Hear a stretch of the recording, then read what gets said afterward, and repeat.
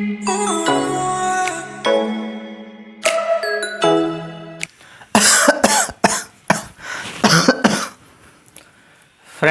మీకు కూడా ఇలా సరం పడితే మనల్ని ఎవరో గుర్తు చేసుకుంటున్నారు అని మనం అనుకుంటాం కదా. కానీ అసలు నిజం తెలిస్తే మీరు ఎప్పుడు కూడా ఇంకా అలాంటి పని చేయరు. అదేంటో తెలుసుకోవాలంటే ఈ వీడియో మొత్తం చూడండి friends. Welcome to my channel. ఈరోజు మనం ఒక కల్చరల్ సీక్రెట్ గురించి మాట్లాడుకుందాం.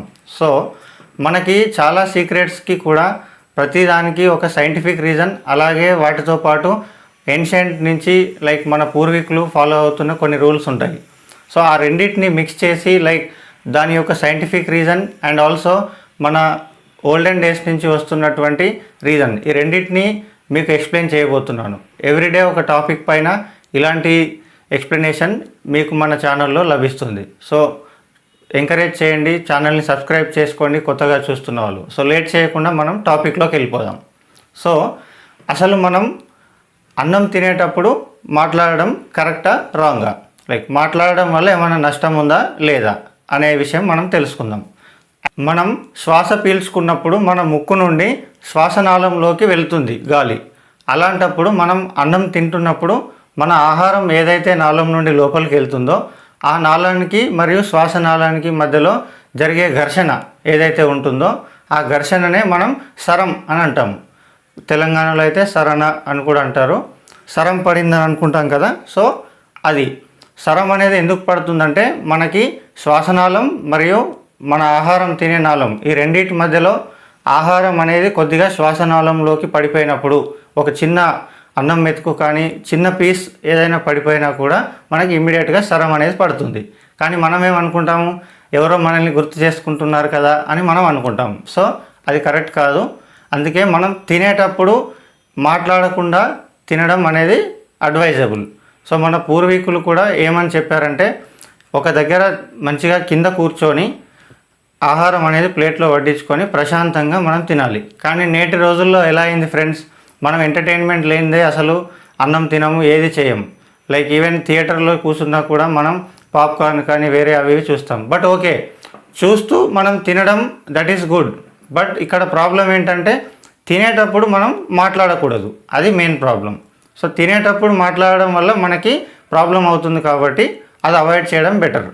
ఇంకొక విషయం ఏంటంటే, పూర్వీకులు మన యొక్క ఇప్పుడు ఏదైతే బఫ్ సిస్టమ్ అని మనం ఒక కాన్సెప్ట్ పెట్టుకుంటున్నాం కదా, అంటే పెరిగే జనాభా వల్ల అవ్వచ్చు లేదా ఇంకే రీజన్స్ వల్ల అయినా కూడా ప్రజెంట్ జరుగుతుంది ఏంటంటే, మనం ఏదైనా ఫంక్షన్కి వెళ్ళినా కూడా లేదా మరియు ఇంకేదన్నా ఈవెంట్లో పార్టిసిపేట్ చేసినా మనం నిల్చొనే తింటాం. యాక్చువల్గా మన పూర్వీకులు అసలు నిల్చొని తినే పద్ధతిని అసలు మన సాంప్రదాయంలో ఎక్కడ కూడా లేదు. కూర్చొని తినడమే మనకు కరెక్ట్, మన హెల్త్కి కూడా అదే మంచిది. సో ఇలా నిల్చొని తినే పద్ధతిని మన పూర్వీకులు దేంతో పోల్చారంటే దున్నపోతుల పద్ధతి అని పోల్చారు. లైక్ దున్నపోతు కావచ్చు, ఆవు కావచ్చు, ఒక బర్రె కావచ్చు, అవన్నీ మీరు ఎప్పుడైనా అబ్జర్వ్ చేస్తుంటే నిల్చొనే తింటాయి. అవి నిల్చొని తిన్న తర్వాత మళ్ళీ తర్వాత అవి కూర్చొని వాటిని నెమరు వేసుకుంటూ ఉంటాయి. కానీ ముందైతే నిల్చొనే తింటాయి, ఇటు అటు పరిగెత్తుకుంటూ అటు ఇటు చూసుకుంటూ తింటాయి. సో మనం కూడా బఫ్ సిస్టంలో నిలబడి తినడం వల్ల సగం కింద సగం మీద మాట్లాడుకుంటూ నవ్వుకుంటూ ఇలాంటి పనులన్నీ చేయొద్దు.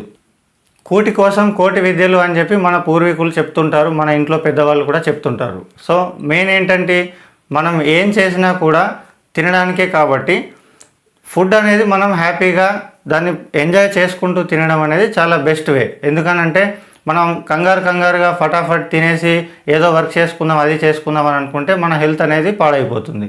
మనం ఏదైతే తింటామో అదే మన లోపలికి వెళ్ళిన తర్వాత మన బాడీని అది రిఫ్లెక్ట్ చేస్తుంది. సో కాబట్టి eat healthy and be healthy. So మంచి ఫుడ్ తీసుకోవాలి, మంచి ఫుడ్ తింటేనే మనం కూడా హెల్దీగా ఉంటాము.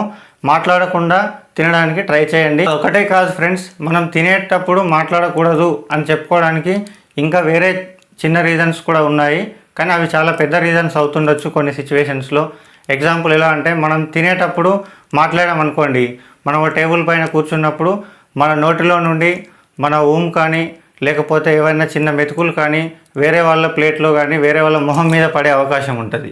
అండ్ మనం తినేటప్పుడు సడన్గా మనకు దగ్గు వచ్చినా తుమ్ము వచ్చినా ఇలాంటిది ఏదైనా జరిగినా కూడా మనం అప్పుడు వేరే వాళ్ళ ప్లేట్లో మన ఎంగిలి పడే అవకాశం ఉంటుంది. ఇవి వాళ్ళు కూడా తినేటప్పుడు మాట్లాడినా గట్టిగా నవ్వుతున్నా మన ప్లేట్లో కూడా ఏదన్నా ఒక మెతుకు కానీ లేదా చిన్న చిన్న మీరు అబ్జర్వ్ చేసుంటే లైట్గా జనరల్గా మాట్లాడుతున్నప్పుడు కూడా ఒక చిన్న ఊమ్ పార్టికల్స్ అనేవి పడుతుంటాయి. సో అవి మన ప్లేట్లో పడే అవకాశం ఉంటుంది. సో అది కరెక్ట్ కాదు, ఎందుకంటే అది మనం ఒక ఎంగిల్ తినాలని అనుకోము. మరి అలాంటిది వాళ్ళ ఊము మన ప్లేట్లో పడడం కానీ మన ఊము వాళ్ళ ప్లేట్లో పడడం కానీ ఇలాంటివి జరుగుతాయి. సో కాబట్టి మనం తినేటప్పుడు సైలెంట్గా హ్యాపీగా కూర్చొని మనం తింటున్న ఫుడ్ని ఎంజాయ్ చేస్తూ తినడం అనేది చాలా మంచి వే.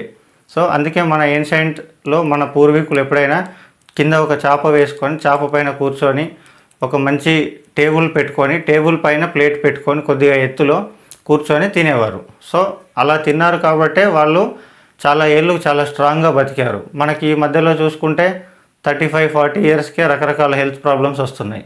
సో ఓకే, ఇది మళ్ళీ డిఫరెంట్ వేలోకి వెళ్తుంది ఈ వీడియో. సో ఆ టాపిక్ మనది కాదు. సో ఒకటే, తినేటప్పుడు మాట్లాడకుండా తినాలి, అది కరెక్ట్ వే. మాట్లాడుతూ తినడం అనేది రాంగ్. ఇది మనం ఈరోజు తెలుసుకున్నటువంటి ఒక సీక్రెట్. ఈ వీడియో మీకు ఏదైనా ఇన్ఫర్మేటివ్ కానీ చిన్నగా ఏదన్నా మీకు కొత్త విషయం తెలిసింది అని అనిపిస్తే మా ఛానల్ని ఎంకరేజ్ చేయండి, ఛానల్ని సబ్స్క్రైబ్ చేసుకోండి. ఇలాంటి మరెన్నో వీడియోస్ మేము చేస్తూనే ఉంటాము. Thanks for watching my video. Please subscribe.